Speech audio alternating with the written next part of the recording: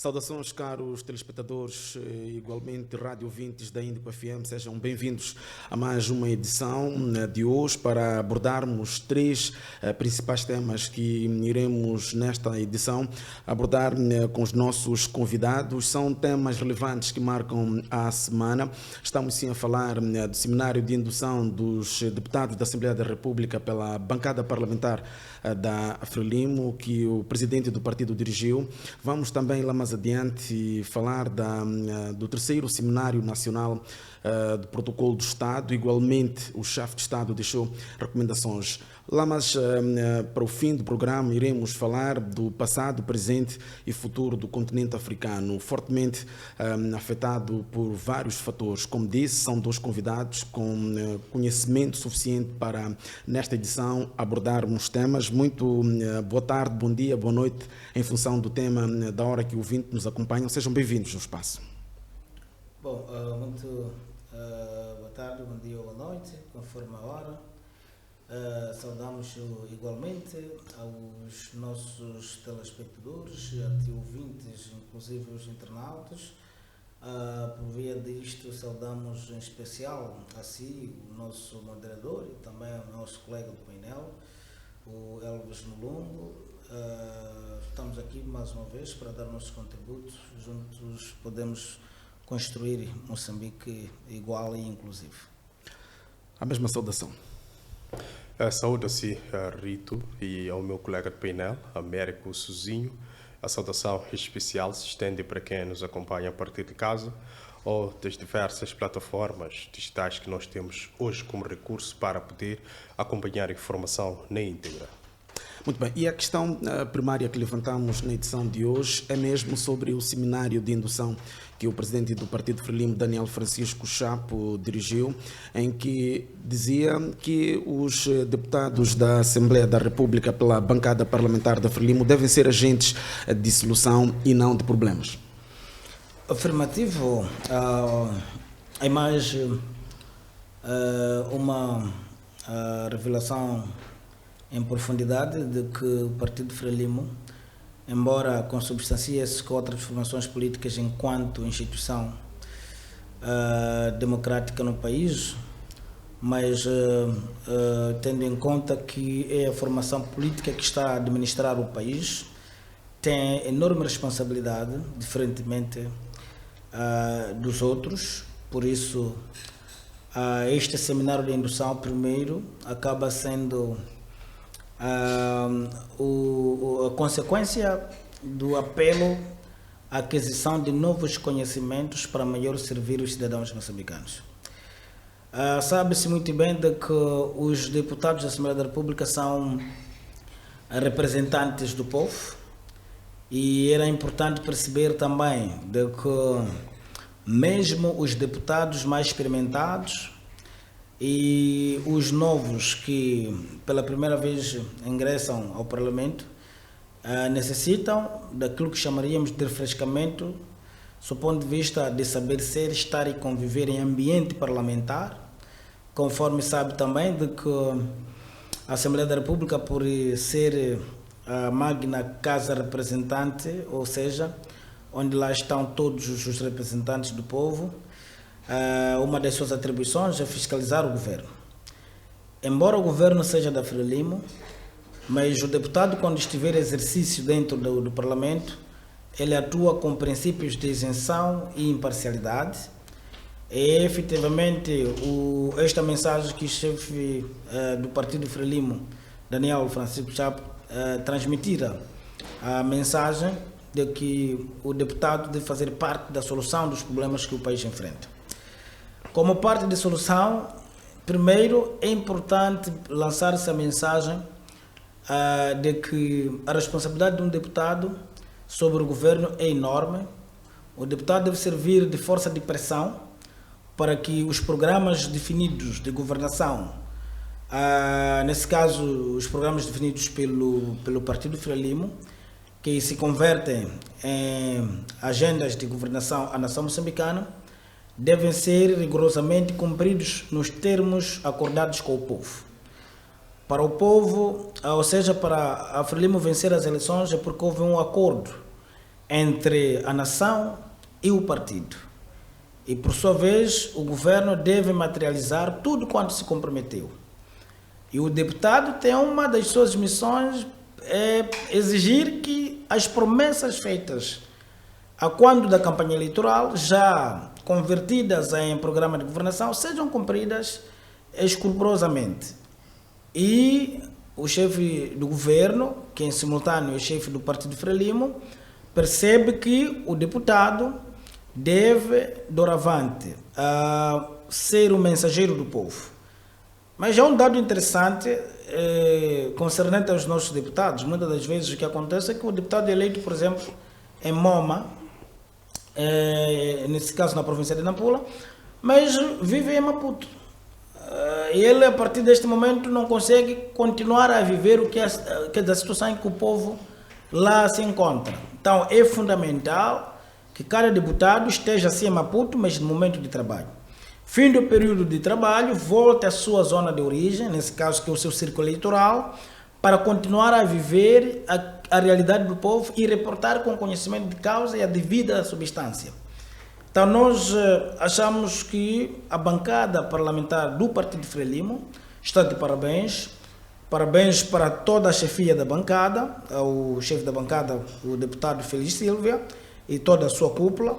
Parabéns ao Partido Frelimo, na sua estrutura toda. Mais uma vez está a mostrar de que o povo moçambicano não falhou ter apostado nesta formação política, porque o partido certo, que no seu dia a dia entende de que a nação moçambicana precisa de ser assumida com enorme responsabilidade, e esta responsabilidade se encontra exclusivamente dentro do Partido Frelimo. Em algum momento, provavelmente, os moçambicanos, nesse caso parte de moçambicanos, teria pensado em apostar em outros partidos da oposição, como o MDM, a Renamo, o Podemos, mas depois parece que as pessoas que confiaram fundamentalmente nesses partidos começam a mostrar algum arrependimento, porque se prestar de atenção, numa altura em que o Partido Frelimo está a formar os seus deputados para melhor servirem a nação, outros partidos estão em conflitos internos. A Renamo, por um lado, os militares estão acampados na sua sede nacional. O Podemos, na primeira eleição séria de um secretário-geral, já há confusão, não se entende, quer dizer, não há normas pré-definidas. Quer dizer, a Frelimo acaba sendo, mais uma vez, instituição pedagógica para os partidos políticos em Moçambique. Nesse caso, os partidos políticos deverão aprender com a devida educação aquilo que são boas práticas desta formação política, e nós avaliamos positivamente a iniciativa, que teve o privilégio de receber a primeira aula pelo presidente Daniel Francisco Chapo, que é o chefe, nesse caso, do Partido Frelimo, com a presença destacada do Shaquille Abubakar, que é o secretário-geral desta força política. Estiveram lá também os secretários do Comitê Central, prontos, toda uma estrutura bem compactada.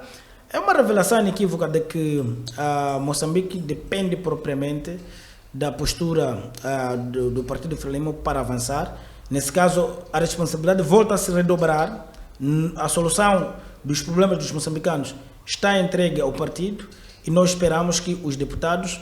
Outro dado interessante é que muitas das vezes a parte dos deputados da Frelimo, quando estão a intervir, intervêm, quer dizer, parecem advogados do próprio governo. Isso está errado.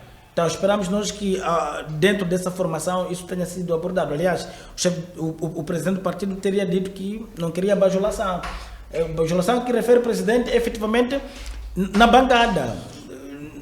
Quer dizer, o tempo da bancada, que é o tempo do povo, porque fala-se lá em nome do povo, não em nome do partido, na Assembleia da República. Logo, tem que se explorar este tempo, capitalizar este tempo a expurgar o governo. O governo não deve apanhar sono quando quer ir ao Parlamento, é saber que todas as bancadas vão fazer questões, portanto, legítimas. Então, o deputado deve efetivamente pressionar o governo para realizar aquilo que são os seus deveres em prol do desenvolvimento socioeconômico e vital dos moçambicanos.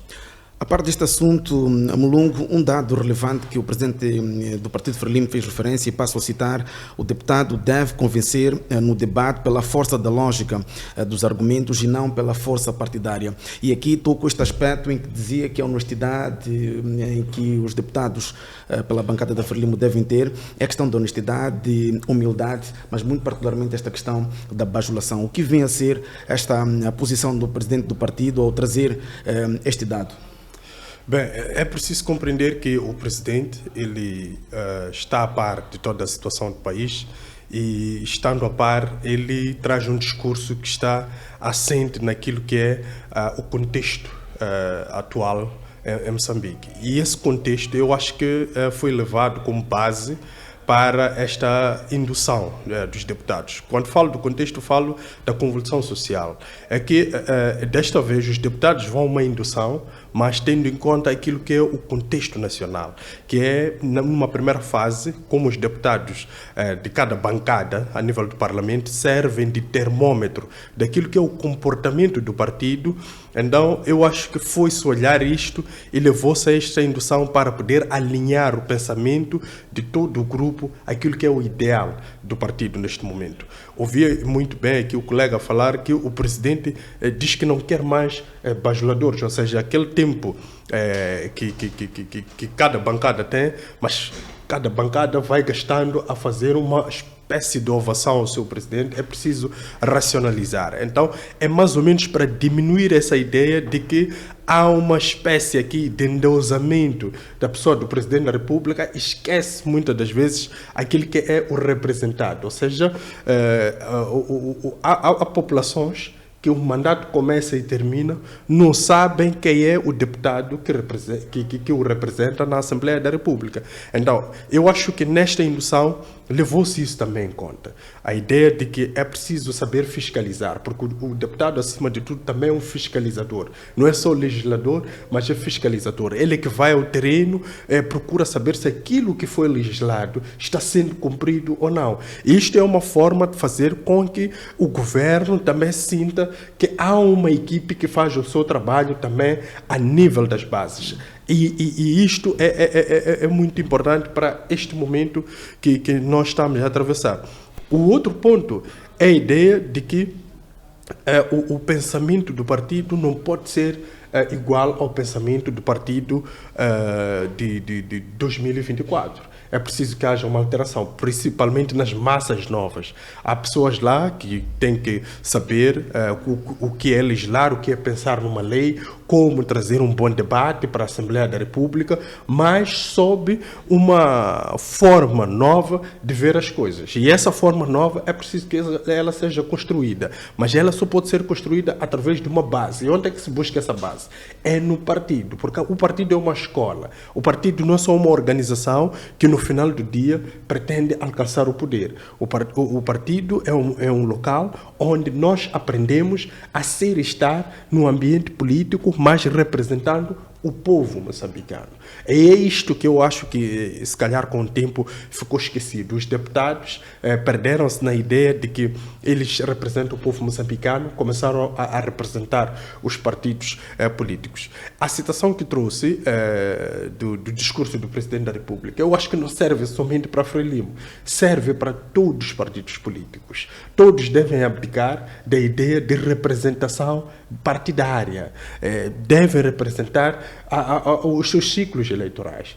E isso seria muito bom para a nossa nação. Não vamos desenvolver com esta ideia de que é preciso que eu traga um discurso ofensivo contra o deputado fulano, beltrano ou cicrano da bancada contrária. E nós temos um ganho na atualidade, a nível da própria Assembleia da República, que é muito importante. O partido Podemos é um partido que procura, se calhar, encaixar aquilo que é o seu posicionamento no partido, na Assembleia Geral da República, tendo em conta aquilo que é o plano de governação do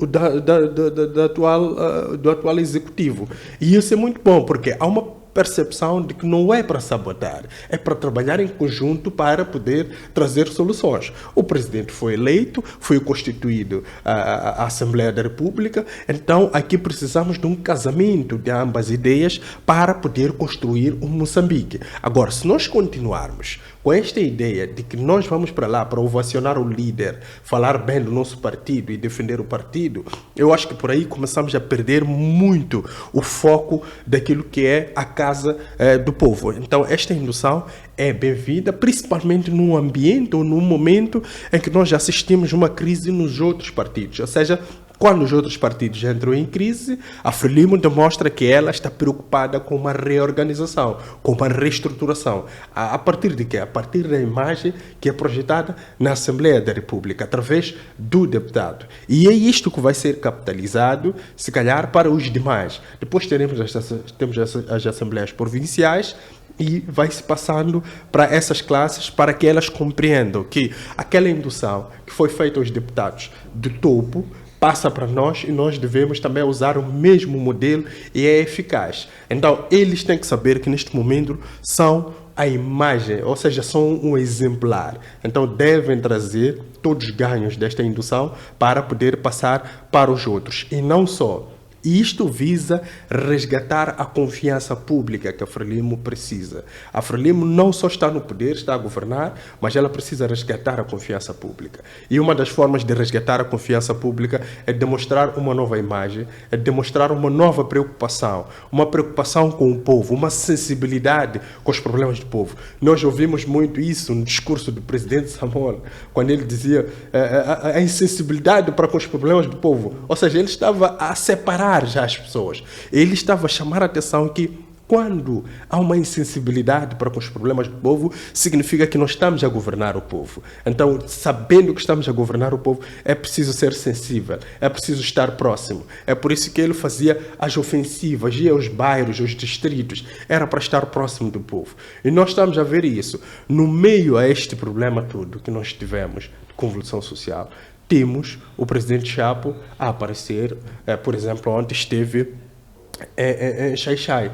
Então, aquela moldura humana significa que ele está a resgatar a imagem, ele está a resgatar a simpatia, é por isso que as pessoas ainda vão para lá e vão lhe dar ouvido. Então é preciso aumentar este número, porque ele não está a governar as pessoas da Frelimo, ele está a governar todos os partidos e todo o povo moçambicano. Então é preciso chamar, mas chama-se como? Chama-se com exemplo, e exemplo dá-se com trabalho. Só os resultados que advirão do trabalho é que vão, de facto, legitimar todo este processo que a Frelimo está a tentar reconstruir. Até se calhar chegar a uma fase da população reconhecer que há uma necessidade dos postos do partido, as células do partido, a nível dos bairros e dos distritos, serem requalificados para voltarem a funcionar. Mas essas células devem, de facto, trazer consigo a ideia de que estão para representar o povo e não somente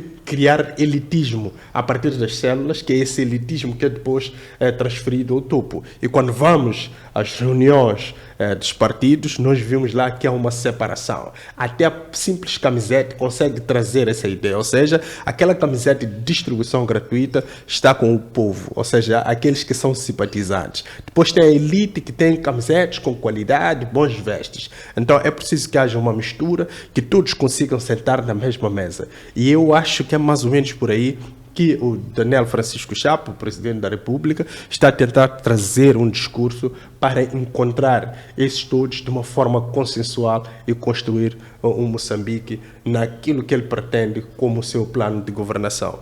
Muito bem, para passarmos para o segundo ponto, antes de mais, temos duas questões. Uma delas é que o presidente do partido diz que os deputados devem inspirar confiança na sociedade e começando de casa. Aqui me refiro à província, me refiro ao distrito em que cada um dos deputados vem. Como é que olha para esta mensagem ou este apelo que o presidente do partido Frelimo deixa, Daniel Francisco Chapo? Bom, o presidente, obviamente, está sendo muito acutilante nesta abordagem. Ocorre que muitos deputados, depois de terem sido eleitos, já não reconhecem a sua proveniência. Eu conheço alguns deputados em que, em plena queda pluviométrica, ele está em trânsito, vem crianças a molharem a caminho da escola, nem conseguem parar para dar boleia àquela criança. Mas o tempo de campanha eleitoral, porque quer voto para ser eleito deputado, até que senta na esteira, toma a refeição com o último camponês, pega a enxada e faz tudo. Mas depois de ter sido eleito, esquece. Então é neste âmbito que, na minha opinião, o presidente do partido está a apelar. Que quer deputados que não se esquecem da sua proveniência, que tenham postura de respeitar a sua própria proveniência. Um deputado não perde nada, por exemplo, vive num bairro em que há uma infelicidade na vizinhança, vai para lá dar assistência, dar uma mão, consolar, portanto, a família. Ir ao cemitério.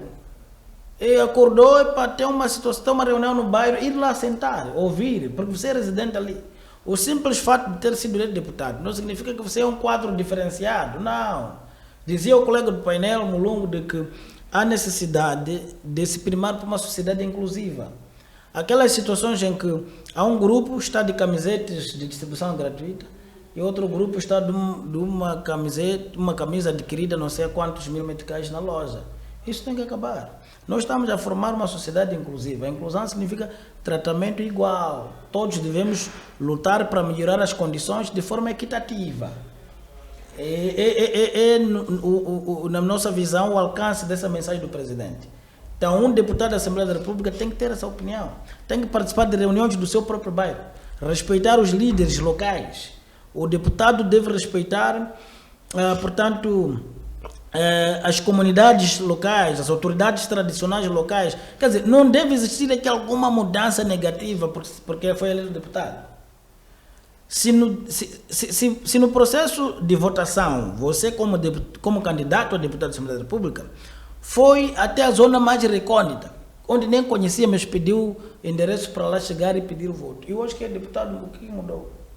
Aliás, pelo contrário, agora que é deputado tem que ser mais humilde, deve ser mais acessível. Esse é outro problema.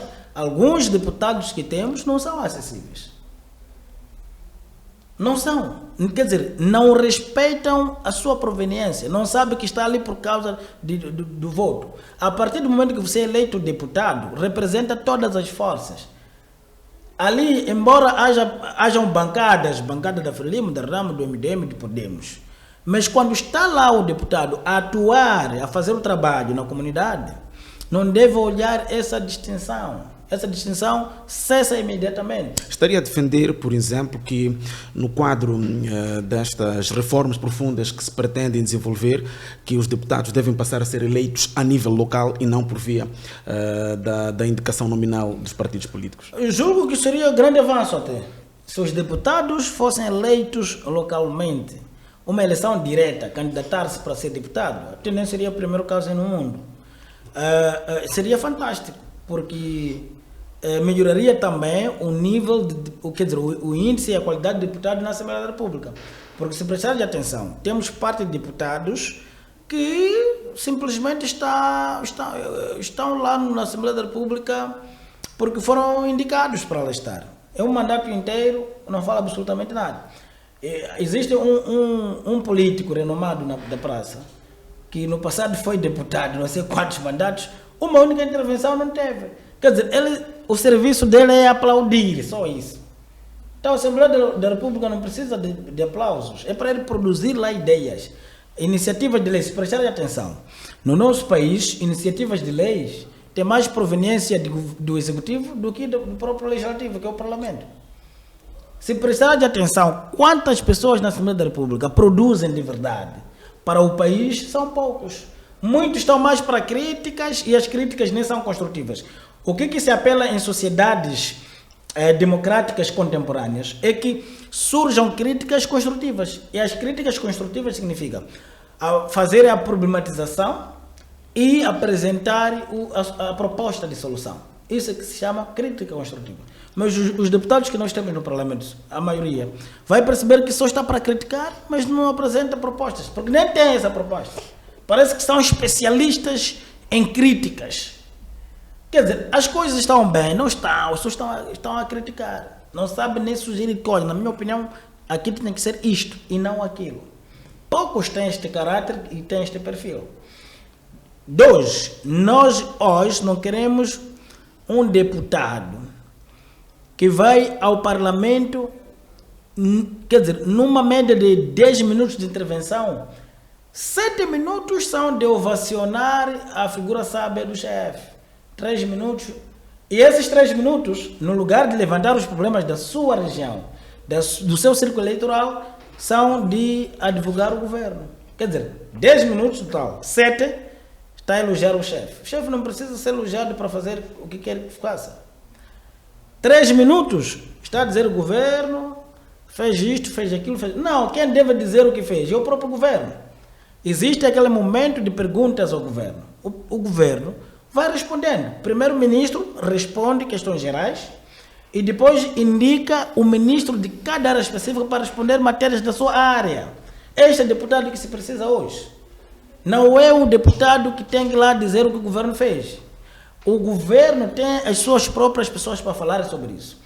3, o deputado que tem que dizer é o seguinte: no meu bairro ou na minha província tínhamos problemas de ponte, o governo resolveu, obrigado, mas falta hospital de nível X, falta a estrada no lugar Y.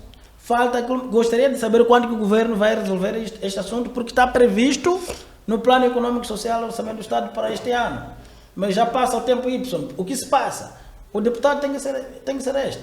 O deputado da Frelimo tem que fazer isso. O deputado do MDM tem que fazer isso. Do Podemos, da Renamo devem fazer isso. Não chegar no Parlamento a divulgar o governo. Não precisa. Não chegar ao Parlamento a divulgar o chefe do Estado. Não, o chefe do Estado até tem assessor jurídico. Não precisa isso. Não precisa divulgar que seja um deputado. Entretanto, o presidente tem a sua linha de abordagem que faz a sua própria imagem. Existe. Quer no partido, quer no governo. Não precisa um deputado para fazer esse trabalho. Não. Então, o que nós queremos é que essa legislatura tenha deputados exemplares que confrontam as outras bancadas com argumentos. Tal como o presidente disse, não precisa usar a capa do partido para se fazer sentir presente. Não. Você deve ter capacidade e qualidades próprias para se destacar. Confrontar o seu opositor através de argumentos. A pessoa perceber que, sim, senhora, estamos diante de um deputado da Assembleia da República. Um deputado que representa verdadeiramente o povo. Um deputado que não deve apanhar sono enquanto o povo do seu círculo eleitoral não tiver água potável, não tiver vias de acesso condignas, não tiver escolas de qualidade, não tiver hospitais de qualidade. Esta, sim, senhora, chama-se deputado da Assembleia da República. Na nossa opinião, esta que é a extensão da visão, portanto, do presidente Daniel Francisco Chapo, do ponto de vista do comportamento e postura que um deputado deve ter na sequência da formação à vida na Matola. Então, nós esperamos que haja pronta resposta, porque os seminários podem existir vários, mas se o deputado não se conforma, não vamos ter, portanto, nenhuma mudança sobre isso. Mulungu, faço a mesma questão relacionada ao deputado, portanto, que o presidente do Partido Frelimo diz que deve conferir confiança da sociedade e começando mesmo de casa. Bem, eu creio que é uma colocação perfeita, mas ela choca com aquilo que foi construído na Assembleia da República como forma de ser e estar enquanto deputado. Ou seja, o deputado tem a percepção de que a matéria que é para ser discutida em cada sessão, ela não tem grande relevância além de atacar a outra bancada parlamentar. Então é preciso alterar isto. Antes, eu creio que tinha o seu significado, porque na Assembleia da República só tínhamos a Frelimo e a Renamo. Então havia ali uma troca de farpas, mas mesmo assim não era de grande relevância essa discussão ou estas acusações que lá ouvíamos, até chegar-se a tratar assuntos de caráter pessoal. Os assuntos de caráter pessoal não interessam o povo. O que interessa o povo são os problemas, são as soluções coletivas. Ou seja, temos problemas de assistência social. É preciso que o deputado tenha esta preocupação, tenha esta sensibilidade. Mas isto, a grande falha é deste padrão. Este padrão trouxe o quê? A ideia de que o deputado é somente a figura que vai levantar a plaquinha quando é para votar ou aplaudir quando é para aplaudir. E depois tem os deputados da dianteira, ou seja, há um elitismo até na classe dos deputados, apesar de estarem os mesmos a gozar dos mesmos direitos e os mesmos deveres. A quem olha, por exemplo, se nós os três aqui fôssemos deputados, eu podia olhar para si, para o colega Suzinho, como se fossem deputados de elite. Ou seja, o que vocês vão discutindo, eu somente me coloco na posição de concordar. Então, é isso que deve ser eliminado. Há deputados que têm o desconhecimento de que o seu passaporte diplomático pode lhe abrir vários horizontes para ir buscar ideias, para ir buscar soluções para o seu ciclo eleitoral. Moçambique não é um estado isolado. Nós temos Botsuana, temos África do Sul, já tiveram estes problemas. Se não tiveram, então os têm. Então é preciso ir para lá, uma cooperação. Qual é que foi a solução? Como é que vocês o fizeram para alcançar uma solução neste tipo de problema? E aí busca-se um canal que pode, se calhar, trazer aqui uma solução. E o outro problema que os deputados, eu acho que desconhecem em boa parte, alguns usam, é a ideia de buscar uma espécie de assessoria fora da Assembleia da República. Isto é possível. Eu já ouvi alguns deputados dizer, não, a própria Assembleia da República paga este serviço. Então, alguns deputados lá podem ir buscar pessoas que podem ter a capacidade de fazer um estudo, trazer uma proposta de lei, mas buscando aquilo que são as necessidades de círculo eleitoral daquele deputado. E o outro, porém, é que podem ajudar na elaboração de um discurso que possa, se calhar, ser mais compreensível, além daqueles discursos que nós vimos que 70% é ovação do presidente, falar bem do partido, dos feitos do governo, como dizia o colega Suzinho, que não há esta necessidade de ser advogado do governo. E depois, aqueles 30% é quando toca no assunto, mas toca de uma forma superficial.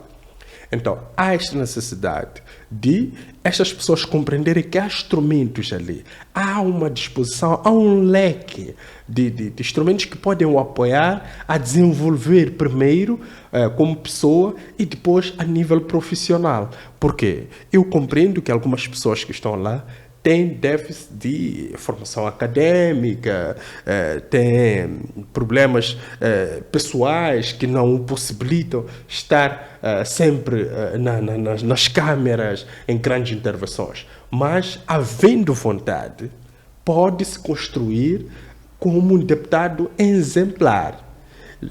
A ideia que trouxe aqui o colega Suzinho, os deputados que são eleitos, mesmo através do voto direto em cada ciclo eleitoral, é muito importante. É por isso que nós temos isso nos Estados federais, como Alemanha, Brasil, Estados Unidos da América. Lá o deputado é, por consensual, em cada distrito, em cada localidade, votar no DAVA para ir representar. E depois, quando algo não acontece, porque esteve tudo ali no manifesto do DAVA, nós cobramos diretamente ao DAVA. Agora, nesta situação em que foi-se votar no MDM, na RENAMO, na Frelimo, a pessoa muitas das vezes nem sabe quem é o deputado como tal. Estaria a trazer esta como uma proposta de novas estruturas ou novas reformas que o Estado tem estado a levar a cabo? Bem, não seria muito formidável eu trazer isso como proposta, porque era preciso mexer a Constituição da República, Moçambique se transformar num Estado federal. Seria bom porque íamos garantir uma autonomia financeira para cada província funcionar devidamente, mas é um trabalho muito profundo. E a transformar um Estado como Moçambique, para o Estado Federal, é algo de sacrificar pelo menos 5 anos em um debate de transformação. E isto inviabiliza uma governação. É preciso que haja aqui uma percepção de que é preciso, depois de 5 anos, garantir a continuidade. E isto já começa a ferir um pouco com aquilo que são os preceitos da própria democracia. Então, isto vem através de um plano que o próprio governo, entendendo a própria Assembleia, os partidos todos, de uma forma consensual, pode, se calhar, acontecer. Mas, voltando ao deputado, eu acho que também o deputado deve, muitas das vezes, ter essa preocupação, essa compaixão com as suas localidades. Porque nós tivemos, em Moçambique, nós temos com frequência a questão dos desastres naturais. Mas estas localidades que sofrem estes desastres naturais, tem lá é um ciclo eleitoral de um deputado que está na Assembleia da República, que é Maputo. Há uma necessidade de ele sempre estar por cima dos serviços meteorológicos para garantirem uma informação de uma forma prévia a essas populações, garantir a evacuação, ele estando lá a fazer assistência, estando próximo e perguntando às populações se está tudo bem, ele fiscalizando. O maior problema que nós temos em Moçambique é que as leis que são adotadas, a sua implementação falha porque não há fiscalização. Os projetos que são implementados nas províncias falham porque não há fiscalização. E depois, no final do dia, o que é que transparece? A ideia de impunidade, porque não há pessoas para poder responsabilizar, porque não se sabe ao certo o que aconteceu quando aquele projeto, quando aquele valor chegou naquela determinada localidade. Simplesmente sumiu. Então, é preciso que o deputado faça o seu trabalho. Eu assisto muito, a nível internacional, deputados ativos que vão, visitam as empresas, visitam os mercados. Eles dizem às pessoas o que deve-se fazer, o que não deve-se fazer. Educam a polícia. Essa nossa polícia que nós temos, que, em parte, parece haver uma divisão. Há uma polícia que atua bem, sabe abordar os cidadãos. Depois há uma polícia que parece violenta as populações em qualquer tipo de circunstância. O deputado, seria ele muito importante para chegar ali ao polícia e dizer, olha, eu sou deputado, eu represento este ciclo eleitoral, a tua forma de atuar não é propícia, vamos tentar, se calhar, aqui aproximar as autoridades para, de fato, conhecermos as sanções que são previstas para esse tipo de atuação. E nós aqui abrimos um leque para a responsabilização. E é isso que é bom, e é isso que a população quer ver. A população quer perceber. Por que a população age violentamente quando a polícia aproxima? É que ela sabe que a polícia, por mais que a violente, ninguém vai responsabilizar a polícia. Então, é preciso que o deputado tenha esta compreensão de que ele é o fiscalizador, mas é o despertador. Se nós temos, ou se nós tivéssemos nos nossos distritos, temos o comando distrital, depois temos o comando provincial. Vamos imaginar que no comando distrital temos lá pessoas colocadas pelo deputado que vão passando a ideia de convivência, comunidade, polícia, dando formações sobre direitos humanos, sobre como interpelar o cidadão. Eu acho que por aí começávamos a ver, de facto, o que é um deputado no nosso país. E essa ideia ia trazer, porque as formações iam ser feitas em conjuntas, ia trazer o polícia próximo ao cidadão e depois fazer simulações, principalmente em intervenções em assuntos de motins. Ou seja, vamos criar um motim e depois vamos chamar a polícia para poder intervir.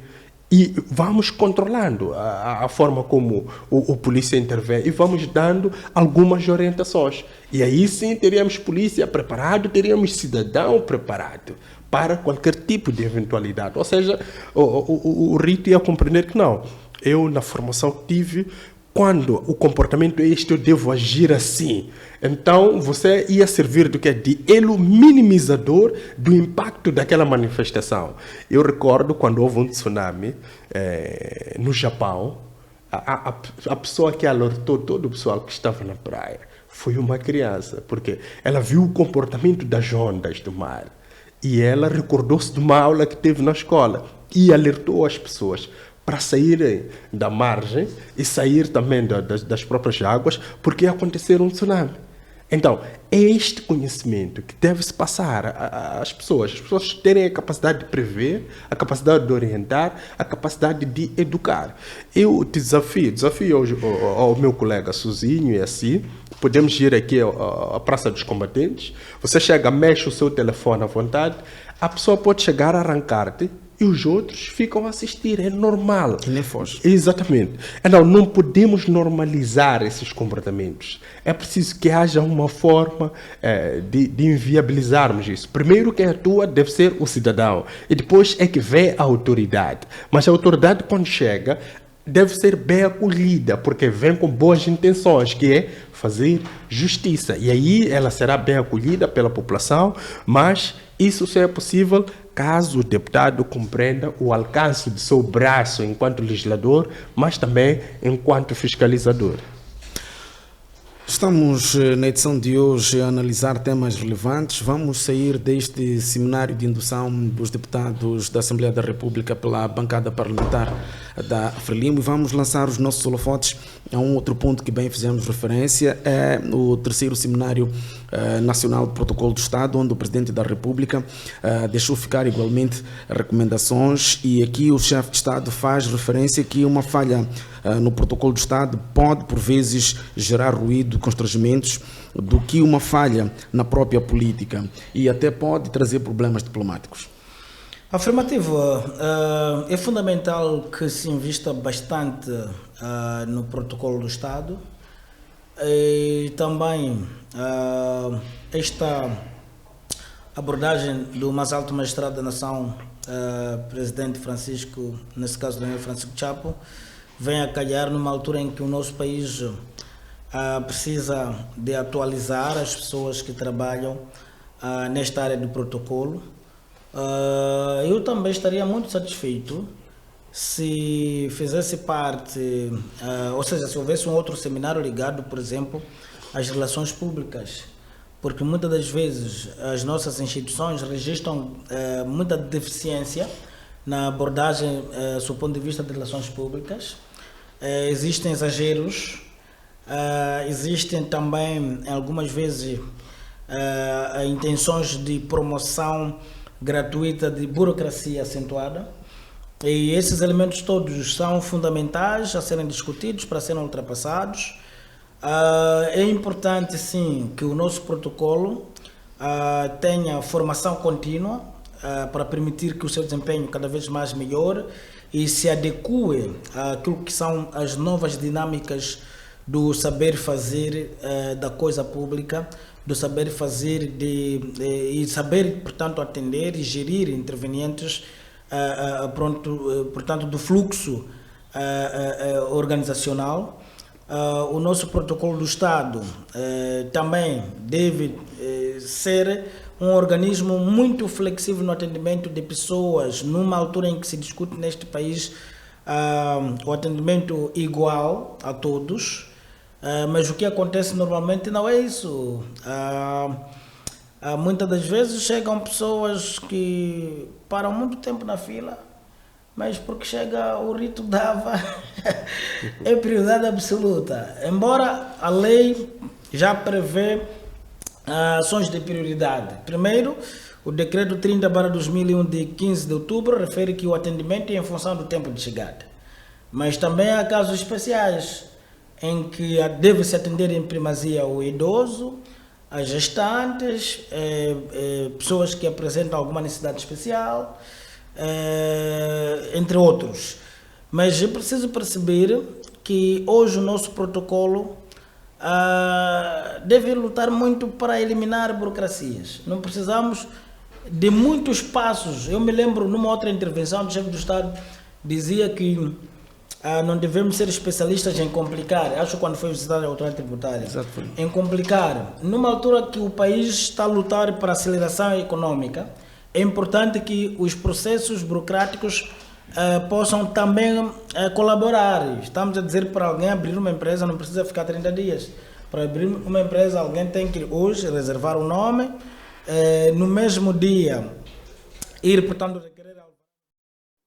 dia seguinte já tem o alvará e já pode trabalhar. é assim como a economia pode, portanto, se tornar robusta. Mas para que isso ocorra é fundamental que haja flexibilidade também naquilo que chamaríamos da esteira burocrática. Por isso que eu acho que é procedente esta abordagem do chefe de Estado quando diz que a falha do protocolo pode implicar, portanto, no resultado técnico e até nas relações diplomáticas. É verdade. Outro dado interessante é que dentro do protocolo, aquilo que chamaríamos de correspondências, é sempre importante que as pessoas que estão a trabalhar nessas áreas tenham um domínio, portanto, desse setor de atividades. E para que isso ocorra, é fundamental se chamar também o elemento de vocação. As pessoas devem trabalhar nas suas áreas de atividades em função daquilo que é a sua vocação. Isso contribui bastante para a eficácia na produção e produtividade daquilo que é o desempenho de cada indivíduo. Para todos os efeitos, gostaríamos de parabenizar esta iniciativa de promover, portanto, a formação nacional do protocolo do Estado. É bastante fundamental, conforme sabe que o protocolo tem seu poder. O protocolo, quando diz que a reunião X não vai ocorrer, porque não vai mesmo. Então é importante que haja atualização contínua, portanto, do protocolo do Estado. Esperamos que a mesma iniciativa seja extensiva para todas as pessoas que se lidam com o público, fundamentalmente em matéria das relações públicas, porque tem-se registrado muita reclamação por parte de parte de moçambicanos. Até há um debate muito interessante em que, de forma cômica, as pessoas dizem que, olha, é mais fácil ter documentos para uma empresa de um estrangeiro do que do moçambicano. Então, esses conceitos todos devem ser desconstruídos enquanto um só paradigma. Então, é fundamental que se evite, portanto, esse tipo de situações. É importante também que se evite em que alguém ou um profissional vai ao serviço, chega lá, prioriza os celulares para a comunicação individual do que comunicação corporativa, mas para isso acontecer, as pessoas em algum momento não é porque fazem, porque querem, mas fazem porque não têm conhecimento, não têm domínio. Então essas formações vão efetivamente ajudando. Falando disso, um outro ponto importante, que se calhar pode ser útil para muita gente, tem a ver com as instituições que beneficiam da guarnição da unidade de proteção de altas individualidades. Eu conheço alguns ministérios em que a população não consegue ter acesso aos serviços da administração porque são impedidas pela polícia que lá se encontra, alegando que para ir à secretaria, por exemplo, do ministério, tens que ter o BI.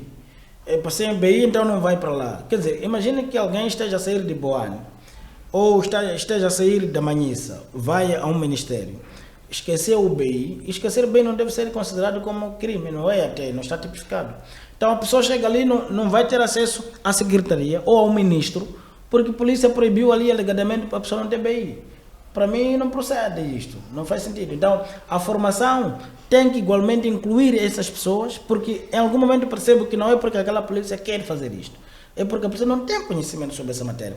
Eu abordei, portanto, num certo ministério há dias, porque uma cidadã queria ter serviços num certo ministério, não conseguiu. A sorte é que eu estava ali, eu perguntei à polícia o que se passa. A polícia dizia que não, recebeu uma ordem superior que para alguém passar à secretaria tem que deixar o BI. E aquela senhora não trazia BI. Eu disse, não, isso é improcedente. A pessoa que deu orientação, nenhuma orientação neste país funciona enquanto não se conformar pela lei. A lei diz isto. Qual é a norma que diz isto?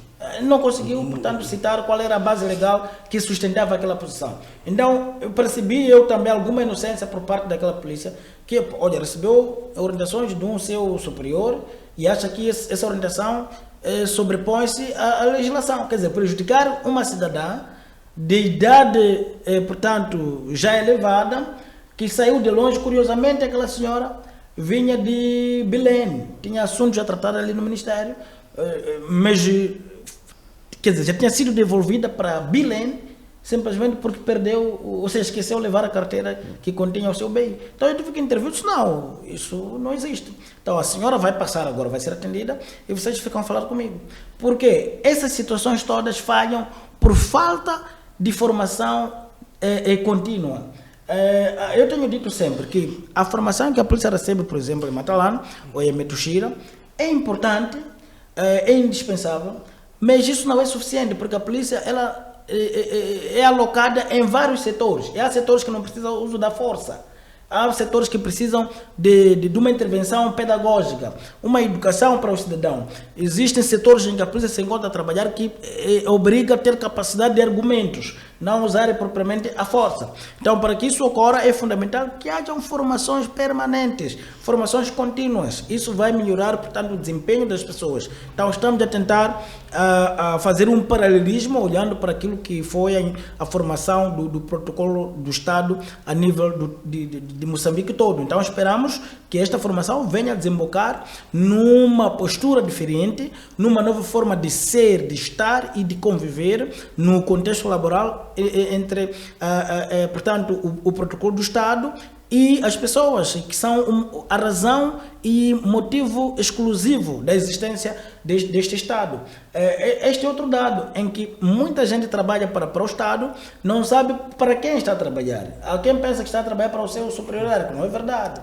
Eu não trabalho para o reitor da universidade onde dou aulas, não. Eu trabalho para o aluno. O aluno é que tem que ser, em primazia, valorizado na instituição. O reitor existe por causa de estudantes, da comunidade acadêmica. Então, o docente existe justamente por causa de estudantes. Então, temos que, quer dizer, tudo que a gente faz tem que, em primeiro lugar, beneficiar aqueles alunos, aquelas pessoas, aquele encarregado. Então, isso é que tem que ser levado em consideração por muitos. Eu estive a participar de um debate num grupo porque certos estudantes não concordaram com o horário de aulas, etc. Eu dizia para eles: vocês debatam, discutam e vão sugerir, eu vou cumprir. Então, um deles veio no meu privado e disse: não é possível, pá, o docente falar isso. Eu disse: sim, senhora, eu estou ali por causa de vocês, sem vocês eu não estaria. Então, é perceber que a minha existência depende efetivamente dos alunos. Então, o servidor público, ele só existe por causa da comunidade, da sociedade. Se lá, por exemplo, se eu tenho dado esse exemplo para a polícia, por exemplo, se forma-se mais polícia em Moçambique, é para dar resposta à densidade populacional. Logo, essa população tem que ser bem tratada. Porque se Moçambique não tivesse mais população, se calhar muitos polícias nem teriam sido formados, porque o país não teria necessidade de formar. Então, é importante aquilo que estava a dizer o colega Mulungu, de que um deputado, por exemplo, só para fugir um bocadinho, ele tem que ter esse perfil, em que representa o seu povo. A má atuação das autoridades, ele está lá, a representar o seu povo, a defender o seu povo. Então, é isso que tem que acontecer. Consciencializar a polícia, consciencializar autoridades, consciencializar outros funcionários e agentes de Estado, de que a sua existência enquanto funcionário público é graças a essas pessoas. Nós estamos aqui graças aos telespectadores, aos internautas, aos ouvintes. Então, nós temos que fazer tudo para agradar a eles, o nosso grupo-alvo. Mas vais perceber que neste país existem servidores públicos em que quando você, quer dizer, alguém pede um número, você entrega, depois liga para si, mas como que deixa o número dele sem minha autorização? Que autorização eu vou precisar? Eu, por exemplo, para dar o número de alguém, não preciso pedir a autorização da pessoa. Eu dou, aquele que proíbe, esse que mais entrega o número. Sim. Não é uma questão tão simples. Um dia eu estive a discutir com o centro administrador de um distrito. Ligou-me uma professora, dizia que tem problema de salário, mas já foi a todos os níveis, não estão a resolver, mas o nível seguinte seria do administrador distrital. Ela não tinha o número, queria o número. Eu entreguei o número do administrador. De repente aquela administrador me liga, diz: olha lá, como que deixa o número de uma professora sem minha autorização? Eu disse: sim, ou o senhor é servidor público ou não é. Por norma, você tinha que ditar o teu número na praça. Ali onde você vai dirigir comício popular, ditar o teu número ali, para todo mundo ter, toda a população ter seu contato. Havendo preocupação do seu nível, as pessoas ligam para si. Por isso estás ali. Então, a partir de hoje, vou fornecer teu número em grupos, vou mandar nos grupos do WhatsApp. E eu fiz isso. Claramente. Então, temos que perceber que quer dizer, a existência de um servidor público é diretamente proporcional à população. Muito bem. Eu questionava mesmo esta questão de uma falha de procedimentos do protocolo do Estado. Até que ponto pode gerar ruídos e problemas diplomáticos entre duas nações?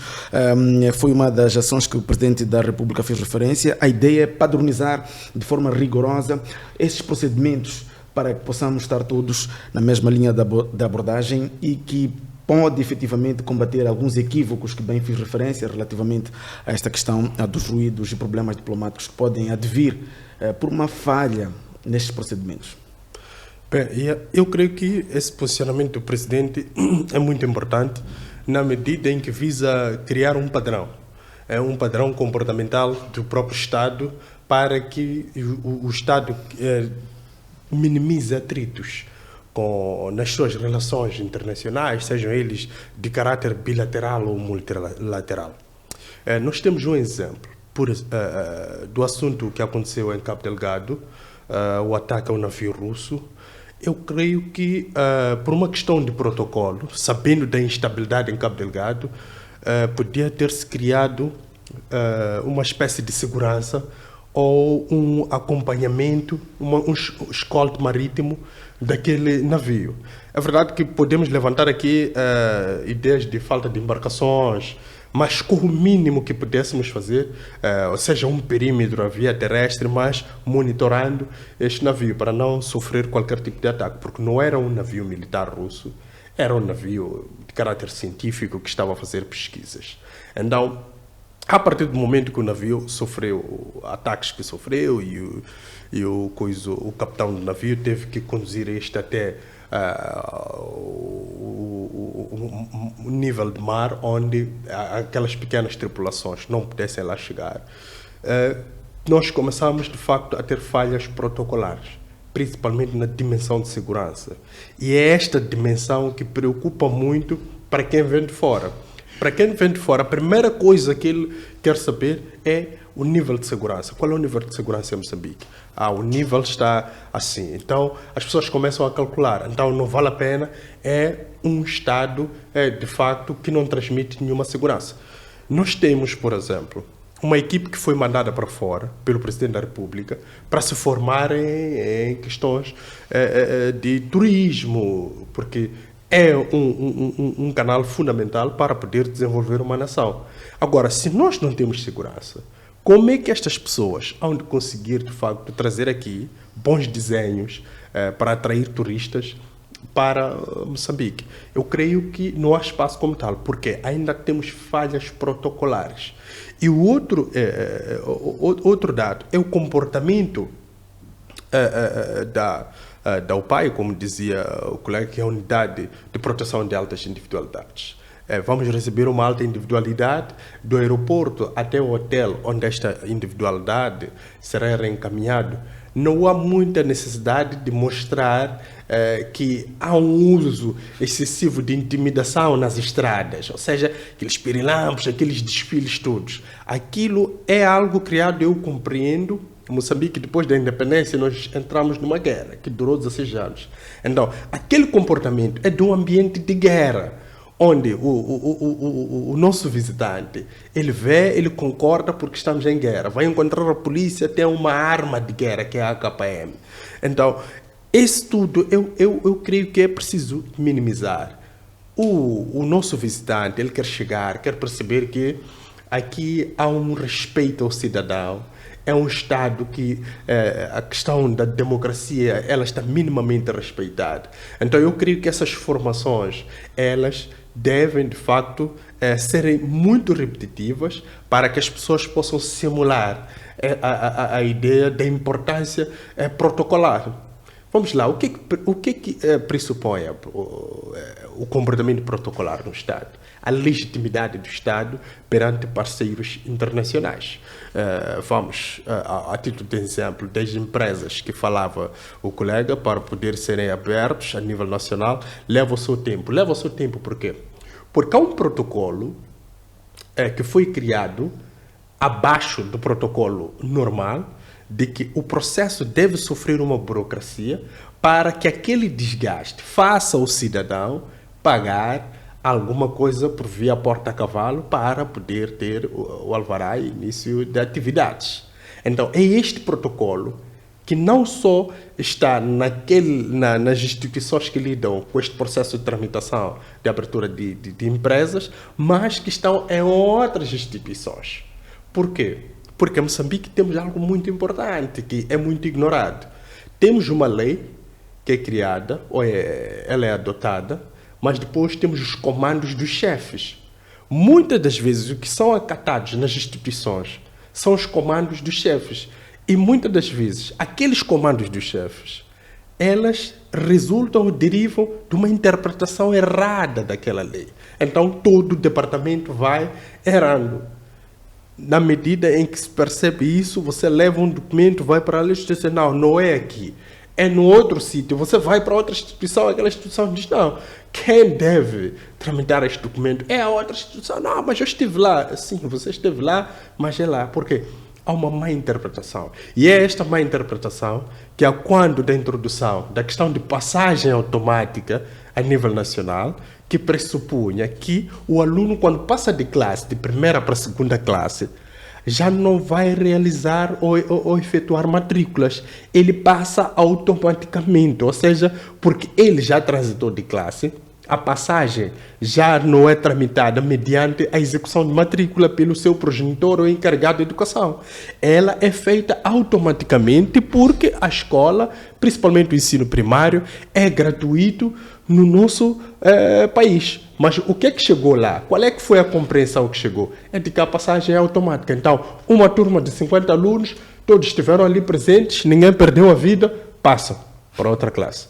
Então, começou a estragar o setor da educação, começou a inundar as outras classes. Por quê? Porque toda a gente vai passando e vai passando sem conhecimento e fomos perdendo a nossa qualidade. Então, é preciso que o protocolo ele seja colocado, se calhar, na mesa de todos os secretários, das pessoas que trabalham nas instituições do Estado, para que compreendam que o protocolo é para ser executado, que o protocolo tem os seus respeitos, que o protocolo é algo fundamental para a funcionalidade da própria instituição e que no final do dia não estão a prejudicar a Frelimo ou não estão a prejudicar o governo, estão a prejudicar o Estado. E o Estado somos nós. Nós é que saímos prejudicados. Quando nós recebemos um estrangeiro, e a primeira coisa que o brindamos quando ele chega ao aeroporto é assaltar a sua carteira, nós estamos a mostrar que o nosso protocolo é de desvio comportamental e que não são bem-vindos porque não há segurança. Mas nós mesmos é que criamos essa insegurança. Então, temos que nos libertar deste pensamento de aproveitadores como moçambicanos, começarmos a pensar como pessoas idôneas. Uma nação é feita de pessoas que têm caráter, que têm postura. E esta postura que foi, durante 10 anos, por um grupo de guerrilheiros, conquistada com sangue e suor, que nós hoje estamos a diluir e a reduzi-la a zero. É preciso que se resgate isso para que, de facto, nós tenhamos uma sociedade íntegra e rumo ao desenvolvimento. Infelizmente o tempo não nos permite para tanto. Vou dar apenas um minuto mesmo para fazermos as considerações finais. Cernic passa para a tutela da Procuradoria-Geral da República, no caso o Procurador-Geral da República, deixa de estar do Ministério do Interior. Como é que vê esta nova abordagem e como é que pensa que o Serviço Nacional de Investigação possa desde já passar a atuar? Um minuto. Bom, primeiro recebemos esta informação com muita satisfação, visto que era de esperar, tendo em conta as reclamações, conforme sabe também de que as nossas leis são objetos de revogação em função daquilo que são as expectativas, dinâmicas e necessidade dos moçambicanos. Esta alteração, ou essa transferência de serviços do Ministério do Interior para o Ministério Público, na nossa opinião, tem suas vantagens. A primeira tem a ver com celeridade processual. Nesse caso, teremos processos mais flexíveis. Dois, teremos uma polícia praticamente judiciária, em que a sua atuação vai ser mais urbanizada do que antes. Conforme sabe, o Cernic estava muito ruralizado, cada um dorme, acorda mal, vai à casa de um fulano, apreensão aqui, apreensão ali, não havia normas, e agora naturalmente vai se exigir muita rigorosidade, e isso, diríamos, é mais um caminho para aquilo que chamaríamos ao princípio de separação de poderes. Hoje teremos uma justiça mais equilibrada do que antes. Faço-lhe a mesma questão, portanto, o Serviço Nacional de Investigação Criminal passa a estar sob tutela do Procurador-Geral da República, alguma abordagem diferente, uma melhor atuação? Bem, eu creio que essa abordagem passa a ser tutelada pelo Procurador-Geral da República não esteja muito correta. Correto seria da Procuradoria-Geral da República, porque amanhã podemos ter uma procuradora, então Exato. Fica a confusão. Mas numa primeira instância, eu creio que é um ganho para a democracia, porque o CERNIC passa para o setor da justiça, que é de facto de pertença como tal, porque no Ministério do Interior havia uma politização, supostamente porque o ministro ele faz parte do governo, mas Procurador da República e a Procuradoria não tem nenhuma ligação com o Executivo. E então, este é um instrumento que o Ministério Público vai usar de facto contra branqueamento de capital, raptos, subversão, terrorismo. Então, eu creio que será uma mais-valia o CERNIC estar a atuar através da Procuradoria-Geral, porque vai-se observar os preceitos legais que estão estabelecidos para a atuação desse instrumento a nível nacional. Eu creio que haverá um problema no processo de integração, porque uma parte vinha mais operativa que judicial. Então, terá este processo de entrosamento, vai trazer algumas divergências, mas eu creio que vai se consolidar com o tempo e vai trazer resultados satisfatórios. Por aqui ficamos, assim, caro telespectador, Rádio 20, que esteve a nos acompanhar durante estes minutos. Queremos profundamente agradecer. Hoje estivemos a analisar 3 principais temas que marcam a atualidade nacional. Agradecemos e prometemos voltar brevemente.